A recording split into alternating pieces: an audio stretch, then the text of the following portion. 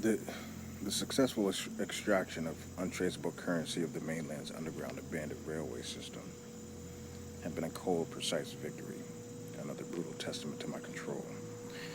But the return to the bunker brought no lasting peace.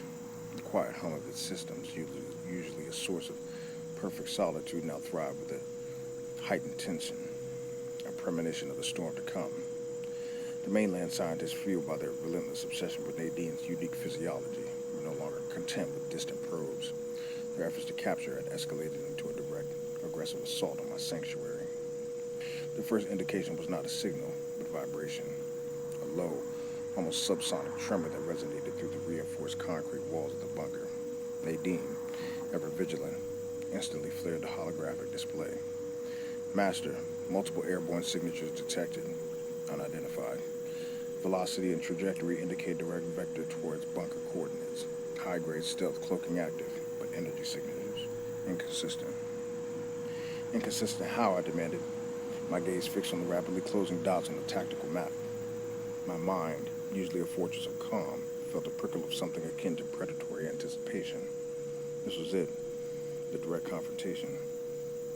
Energy signatures suggest a phased array of resonance emitters combined with advanced atmospheric distortion, a new iteration of cloaking technology, far beyond faulty standard deployments.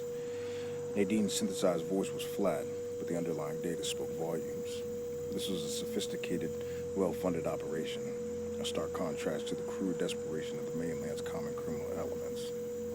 This was the work of minds driven by an insatiable, dangerous curiosity, backed by resources that hinted at a deeper connection to the very powers that govern the dystopian surface. My ultimate sanctuary, the very heart of my empire and the vault for my most precious asset, was under direct assault. The bunker's defenses were formidable, designed to withstand siege, but these attackers were not a conventional army. They were surgically precise, their objective singular, to capture Nadine. Initiate full-spectrum countercloaking, activate perimeter sonic dampeners, deploy atmospheric countermeasures, aerosol dispersion, localized EMP burst preparations. Do not engage until they commit to breach, I commanded. My voice calm, the cold thrill of the hunt sharpening my senses. My fingers danced across the control surfaces, each input a precise instruction to the bunker's intricate systems. The bunker's defenses were pushed to their limits. The massive unseen generators deep within its core hummed louder, straining under the sudden surge of power. The very air around us vibrated as the full-spectrum counter-cloaking array flayed, attempted to blind the incoming attackers. External sonic dampeners emitted a low, disorienting thrum designed to disrupt sensory input. It was a digital and atmospheric war, fought on the very threshold of my isolated world. The holographic display showed the stealth signatures falter, then solidify into distinct forms. 3 large delta-wing atmospheric drones, not armed for destruction, but bristling with specialized capture mechanisms, grappling hooks, high-frequency disruptors, and what appeared to be localized EMP projectors. They were designed not to destroy, but to neutralize and extract. They wanted Nadine intact. Master, one drone is attempting a direct physical breach of primary airlock. Secondary drone deploying high-frequency disorienter array. Third drone maintaining atmospheric cover, likely remote relay. Nadine's report was instantaneous, her re-engineered mind processing the multi-layered attack in real time. This was Nadine's true proving ground.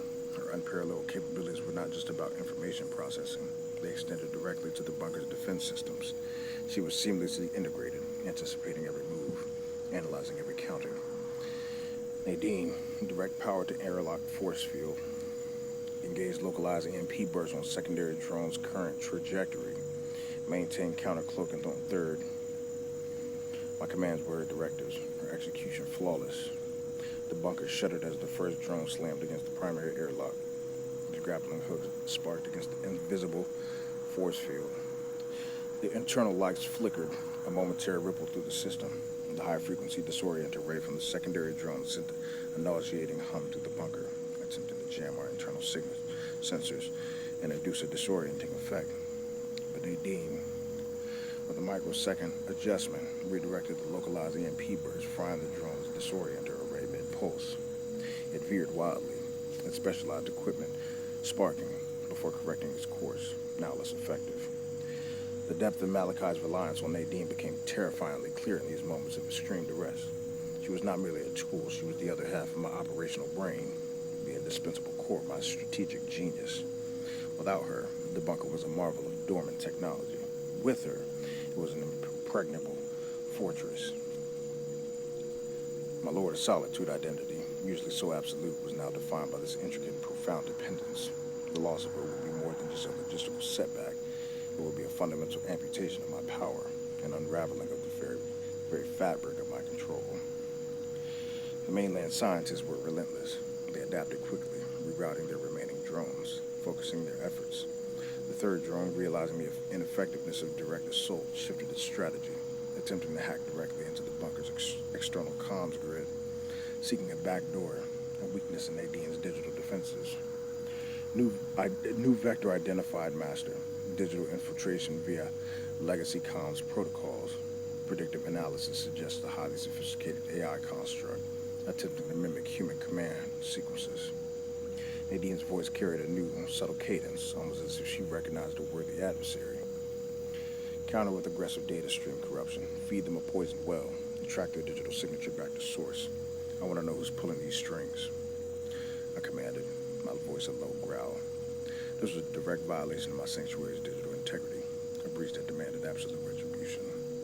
The battle shifted from physical assault to a silent, lightning-fast war of algorithms and firewalls. Nadine was in her element. Her unparalleled capabilities were terrifying to behold. She didn't just defend, she counterattacked. She created intricate self-propagated data loops that ensnared the enemy, AI, flooding their system with corrupted, nonsensical information, turning their own digital weapons against them. The holographic display showed the incoming digital assault falter, then splinter into fragmented, chaotic bursts. The pressure on the bunker's defenses was immense. Lights flickered, minor alarms chirped, but the core held. Nadine's analytical prowess was the ultimate firewall, her unique re-engineered physiology allowing her to process and respond to threats at a speed no conventional AI could match. She was the perfect symbiosis of organic and synthetic, a living weapon against any threat. The psychological impact on me was not one of fear, but of an intense, cold focus. This direct assault on my sanctuary, on Nadine herself, was a declaration of war. It stripped away any illusion of passive observation, revealing the true stakes. My detachment, usually absolute, was now fused with a primal protectiveness over my ultimate asset. The preciousness of Nadine was underscored by every flickering light, every straining generator. She was the key to everything, my power, my secrecy, my survival. Without her, the vastness of my empire, the intricate network of my shipments and trafficking, the very security of my underground abandoned rail systems would collapse. The mainland scientists eventually withdrew, their advanced drones retreating back to the atmosphere, their digital probes silenced. The bunker system's words settling back into their usual quiet hum. The battle was over, for now. Digital signature traced, Master. Nadine reported, her voice calm. The crisis averted. Origin point, a highly classified research facility nestled within the perimeter of Falky's central administrative complex on the mainland, designated Project Chimera. Chimera, I repeated, the name tasting like ash on my tongue. A hybrid monster. It confirmed my suspicions. These scientists were operating at the very heart of Falky's regime. Their twisted research likely a pillar of his overall control, perhaps even tied to the pervasive subliminal tones that dominated the mainland. Their obsession with Nadine's unique physiology was not just for scientific advancement, but for control, for power. She was the ultimate key to a more perfect form of human subjugation. The clone's vault had just been quantified in the most brutal, direct terms. Nadine was not just a tool, she was the nexus of conflict, the prize in a war I had only just realized I was fighting. I mastered the tool relationship with her, tested under the most extreme duress, had solidified, hardened into something more even absolute. My sanctuary had been breached, not conquered, but the threat had now been clearly defined. The mainland scientists were coming for Nadine, and I would burn the world to keep her. The next move was mine.